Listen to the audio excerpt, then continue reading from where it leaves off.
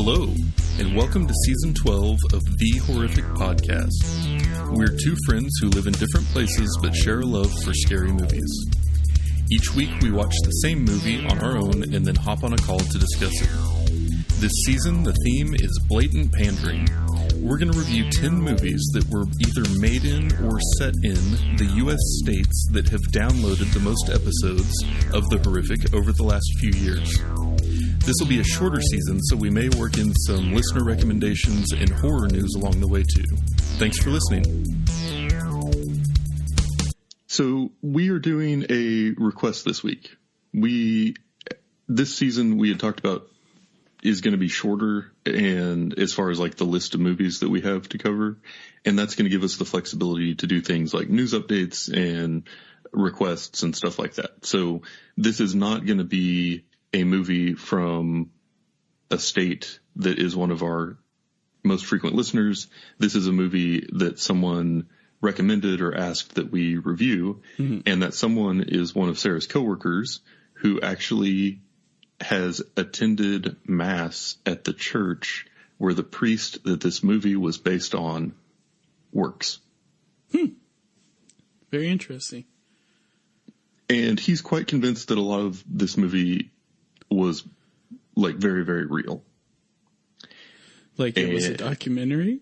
Like that's the way he described it to Sarah. Oh, wow. And at the beginning, it says what follows is inspired by true events. So that's my preamble. And the movie is The Rite, by the way. I should have said that sooner. We're good at this, dude. Yeah.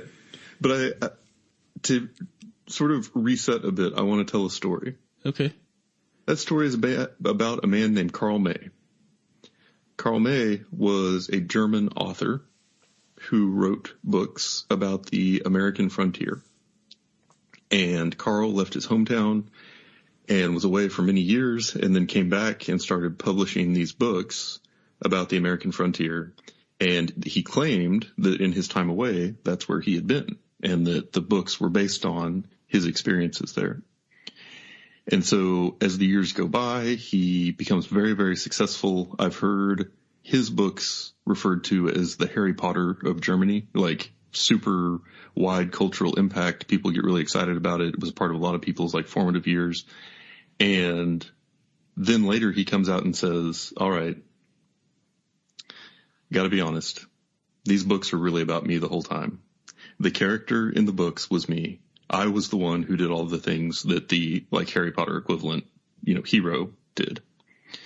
Then later it comes out that he did not, in fact, ever even go to America, that he was just in a different part of Germany when he wasn't at home, and it was mostly just completely made up based on stories he heard from other people in Germany.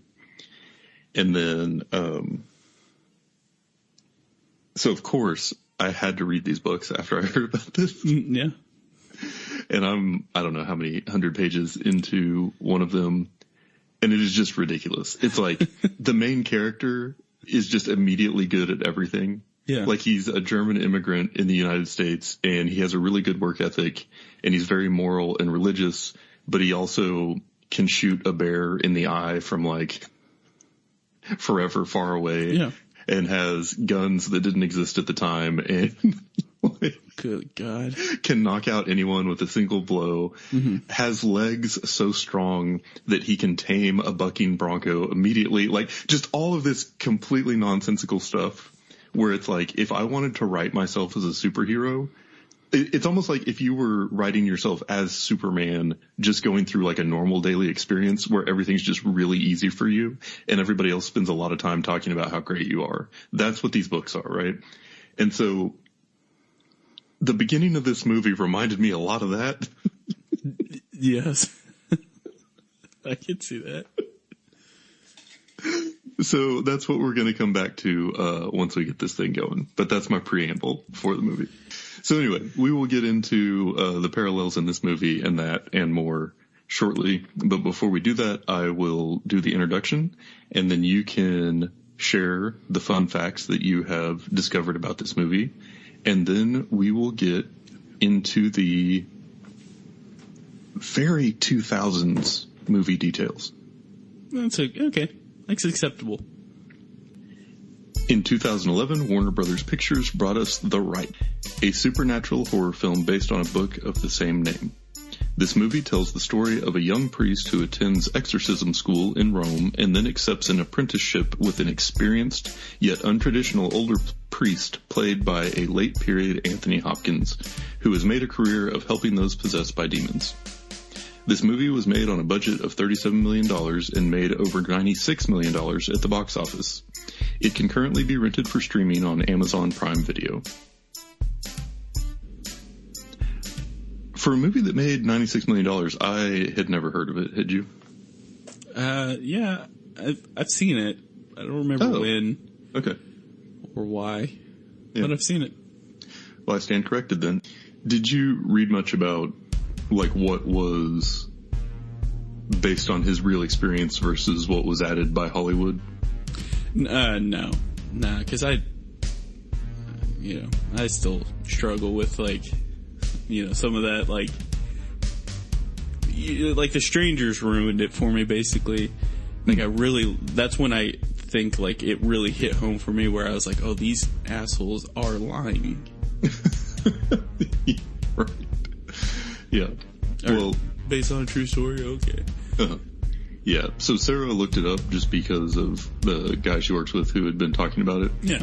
And it turns out most of the stuff in the movie around, like, actual exorcisms and, like, the somewhat supernatural, like, more miraculous type stuff was fiction. Was added specifically to make the movie creepy and scary. And I thought that it was pretty effective on that front, but it just, I don't know. It was funny to me because at the same time that I'm reading these Carl May books about a guy who hadn't ever gone to the Old West and who occasionally refers to bison as oxen for some reason, it's like, okay, well, we got a little creative, but I'm shocked. I can't believe it. Sorry. But yeah, so anyway, all that aside, I'm trying very much to take, like, the how authentic was this movie versus, like, how effective was this movie as separate things. And so I know we're kind of joking about the one, but we'll definitely get into more of, how effective it was. But yeah, as I mentioned before the introduction, this felt like such a 2000s horror movie to me. Mm-hmm. And even the opening with, like, the surgical instruments and the 2000s horror font, I was just like, oh, is this Saw 7? Yeah. And then I was like, oh no, they're working on corpses. This is 6 Feet Under. Cause it just felt like super, like, dated as far as just the movie making aspects of it. Yeah, it was really strange. Almost like they made it, like, in the legit, like, early 2000s and, like, set on it for 10 years or something like that. Yeah, for sure. I thought the same thing. It kind of, what I was kind of thinking of was, like, not like the same content, but just the same style of, like, Gothica kind of style. Yeah, 1000%.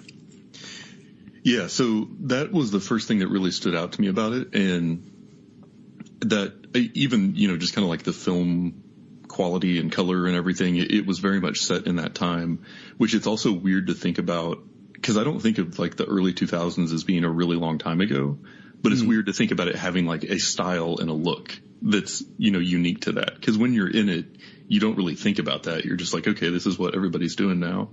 But not everything, I guess, ages the same. Yeah. So anyway, beginning of this movie I thought was very uninteresting because it was just like the setup for how we get the young priest to Rome and working with the Anthony Hopkins character. But that was the part that made me think about Carl May, because it's like, if you just summarize, like, the first 20 minutes of the movie, it's like, okay, main character, better than his dad at making corpses look good for funerals, even though he's been doing it for less than half as long. Naturally good boxer.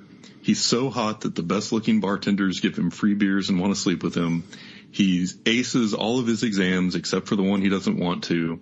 And he's just the best at being a priest in a crisis, even though he has no experience. So checks out. It's like, gee, do you think he wrote the main plot points of that? Yeah. I'd be the smartest person in the book I wrote.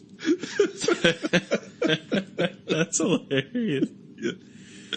Yeah, so I was kind of cracking up as it was going through that. It was just like, what's going to happen? Like, what's he going to be good at next, you know? Dude, I'm so stupid, my book would make me sound stupid. I guarantee you. You'd feel like what superpowers would you give yourself? That's my question. You're like, look, hey man, like this book's not 100% true. You can add some fiction. You can say you got like C's instead of D's. Yeah. But anyway, so yeah, he's going through, his priest school, is having like somewhat of a crisis of faith, has this super meaningful event where a woman gets hit by a car, and then he sort of, comforts her, does last rites or whatever. So I guess that qualified him to go to Rome to be part of this newer program that the church was launching for people who would do exorcisms. Yeah. And then the professor there sends him to like the more hardcore, non-traditional priest because he's too cool for school. And so that's where he comes into contact with Anthony Hopkins, who is this older, more experienced priest who is less sort of in the church system and is almost like a vigilante exorcist, kind of. Like he's just off on his own. It's just like a rogue. Yeah, going around trying to like help people and stuff. So then the rest of the movie is mostly the two of them together encountering people who are possessed and trying to exorcise them. And I thought that was interesting, like an interesting setup, right? Because it's like he's in this situation where he, 10 minutes before movie time was trying to walk away from it all. And now he's sort of like on the front line, but not really in the safety of like the larger church environment almost. It's almost like it feels like the two of them out there against these sort of strong paranormal forces. And I thought that was just kind of an interesting way of setting up that sense of isolation that we talk about being a big part of horror movies. Yeah. Where like, a lot of times it's, you have the four people who are in the car driving out into the woods to go camping, and the movie spends the whole, opening credits showing them drive farther and farther away from civilization. And it's that isolation that I don't have anywhere to go for help. Well, with this one, it wasn't like they were in some remote location, but it really was just like the two of them repeatedly putting themselves in an isolated situation with a malevolent supernatural force, which I feel like is a very different way of kind of evoking the same feeling. Yeah. Yeah, I agree. It had me thinking, like, can priests just leave? Are they under contract? Like, that's how that isolation made me think. Because my thought would be like if I was just like half-assing it, just be like, I think I'm good. You seem like you got this. Yeah. I'm out. Yeah. But I just don't know legally if I could do that. Yeah. Yeah, I don't know. And I guess, it's kind of a weird thing to think about because in the world of this movie, there are clearly demons, there is clearly God, and then there is sort of the institution of the church. And so the institution of the church really didn't play that big of a role through most of it. Whereas I feel like in other exorcism type movies, like the authority of the church or the sort of the, I don't know, that world is almost like it's almost like two warring factions, like the light and the dark. Mm-hmm. Whereas this one really felt much more like the two individuals against the darkness, which I think is more effective for a horror movie. Good point. That's a very good point. There were a couple scenes in this that I really liked. And one was when they were like mid exorcism and Anthony Hopkins got the phone call and Michael had to take over. Yeah.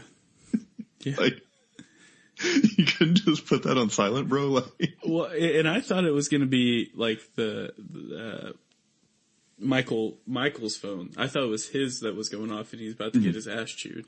Yeah. No, it was just old dude's phone. Yeah. Which I feel like, not to dunk too hard on the boomers, but I could kind of see that happening, like an older guy who's like really excited about this new cell phone he got. And he's like, oh, I got a call. I have to answer it. Yeah. More realistic if it was like an old school ringtone though. Like actual ringing. Mm-hmm. Yeah.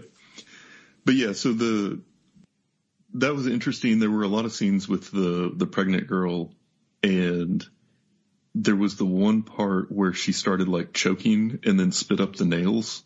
I think that was probably one of the most intense scenes in the movie. I would not have predicted that, and it was like really, really well pulled off as far as just like the visuals and the sound and everything. And I think that's when this movie was at its strongest, was when it had these sort of those moments of like in the intensity of the exorcism, and you don't know what's going to happen next, and it's slowly showing you that the supernatural is going to be an active part of it, and that things are going to happen that you wouldn't predict, because that adds that element of like uncertainty and the unknown on top of just the like discomfort of the situation. Yeah, and I feel like including like with the pregnant belly, like moving and spitting up like the nails and stuff, I consider that like body horror too. Yeah, no, that's actually a really good point. For sure. I mean, even like for real, like in real life, like seeing, like when I was seeing my wife's stomach move when she was pregnant with my son, it was just like so surreal. Yeah. It was crazy. So weird. Yeah. So, it's a little horror story. There was one line too that kind of stood out to me where he's like, "You be careful, Michael, choosing not to believe in the devil won't protect you from him." That was kind of one of those moments where it's like, all right, this movie is going to push that feeling of now he's into something that he can't get out of. So like, I feel like he went into the whole exorcism school thing still very much like on the fence. But then by the time he was doing the, hanging out with Anthony Hopkins, it's like, well, there's no room to doubt what's right in front of you. You know what I mean? Like, you're a part of this now. And just like if he had gone to war, or something, it's like, well, you're in like, you can say that you believe the war is unjust or that you don't think it should be happening. But when you're in the trenches, you kind of, it's either kill or be killed. Mm-hmm. And so I think that really pointed out the way that things had kind of ratcheted up from the intensity. And it's almost like I've gone from not being sure if I even believe any of this is real to I'm now fighting for my own survival, and I may very well not make it, which I think is an important part of like the intensity of this movie or what it was trying to do. Yeah, I can see that for sure. I think this is still,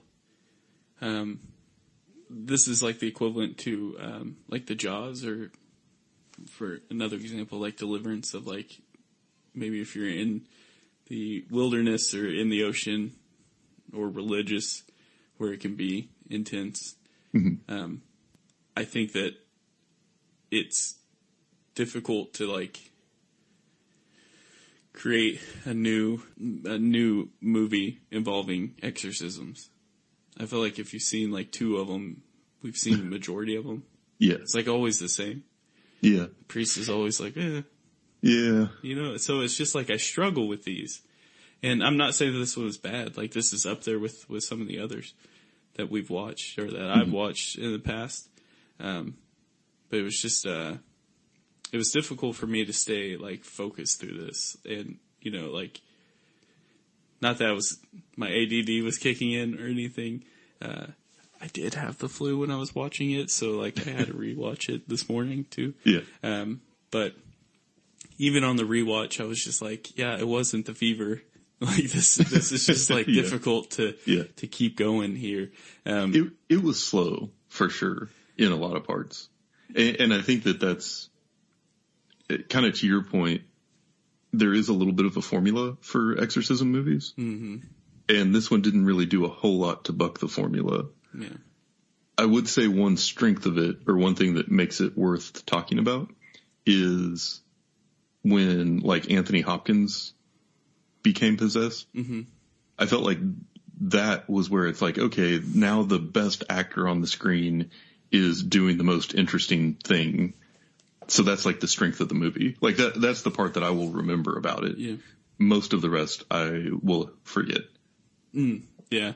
Because full disclosure on my part, I watched this like 2 weeks ago and I didn't take great notes about the ending, so I don't remember it really well. Yeah. Yeah. It's okay. But I think that, Yeah, I think it does what it like mission accomplished, I guess, for what this film had done. It was a good one. It was a little bit different in certain ways, but like I do feel like it's also like it's kind of like our podcast. So we are very specific genre that we tend to stick to, right? Mm-hmm. So we're not a movie podcast. We're a horror movie podcast, or horror podcast, I guess you should say. Not a comedy or not an action. That's where I'm getting at. Yeah. And I feel like when it comes to like exorcisms, like there's only a few religions that really they practice exorcisms, if that's still going on, Mm-hmm. Like being raised in church a huge chunk of my life, like that never came up. I mean, maybe like in this book that we would be reading, but like in real life, so it's nobody ever tried to cast anything out of you. Yeah, but where I'm getting at is just like it's very specific, like if you're affected, like if you're enjoying this, if you're watching it from like a this is like something that interests you, or it ties into your faith or whatever, like it's going to be a lot more intense, I believe, than what it is for someone like me who like has no belief that that's the case. Gotcha. It's hard to stay, and I've talked about this over the years 100 times, but it's just hard for me to stay in the game. Not any disrespect to the filmmakers of the film itself. It's just I can't put myself there. But you're a big fan of The Exorcist, right? I'm a big fan of how they did The Exorcist. Yeah, that was kind of the point I was trying to make. The head spinning like, in the fake, like this. Yeah, I feel like The Exorcist pulled this off in a way that was very like original and new and groundbreaking, and used a lot of like very convincing practical effects. And there are a lot of things about how that movie that was made that made it just an effective horror movie on its own.